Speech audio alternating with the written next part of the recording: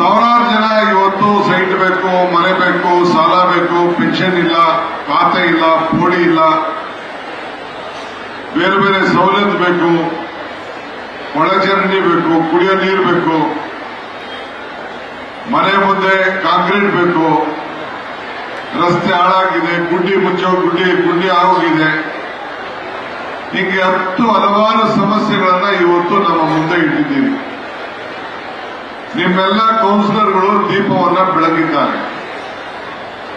ಏನ್ ದೀಪ ಬೆಳಗಿದ್ದಾರೆ ಅಂದ್ರೆ, ಚನ್ನಪಟ್ಟಣ ಕತ್ತಲಲ್ಲಿದೆ, ಬೆಳಕು ಆಗಬೇಕು ಅಂತೇಳಿ ಎಲ್ಲ ಕೌನ್ಸಿಲರ್ಗಳೆಲ್ಲ ದೀಪವನ್ನ ಬೆಳಗಿದ್ದಾರೆ.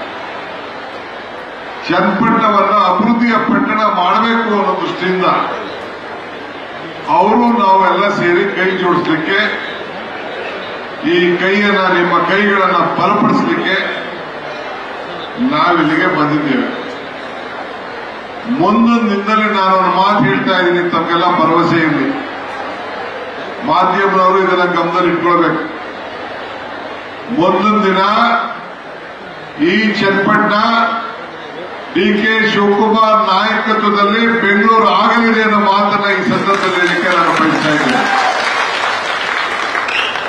ಇದು ಚನ್ನಪಟ್ಟಣ ಟೌನ್ ನಲ್ಲಿ ನಾನೊಬ್ಬ ಜವಾಬ್ದಾರಿ ಸ್ಥಾನದಲ್ಲಿ ಇಟ್ಕೊಂಡು ನಾನು ಈ ಮಾತನ್ನ ಆಡ್ತಾ ಇದ್ದೇನೆ.